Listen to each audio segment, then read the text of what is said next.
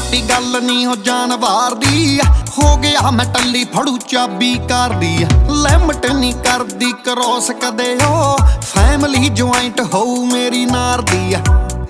ਉਹ ਕਹੀ ਨੀ ਮੈਂ ਮੋੜਦਾ ਦਿਲ ਨੀ ਮੈਂ ਤੋੜਦਾ ਪਿੱਕਾ ਲੈ ਦੂੰ ਫੋੜਦਾ ਸਿਰਾਈ ਹੋਊ ਬਗੋਨਿਆਂ ਨੇ ਆਊਗੀ ਵੇਖੀ ਕਿਵੇਂ ਛਾਊਗੀ ਸੂਟ ਜਦੋਂ ਪਾਊਗੀ ਸਿਰਾਈ ਹੋਊ ਉਦੋਂ ਸਿਰਾਈ ਹੋਊ सूट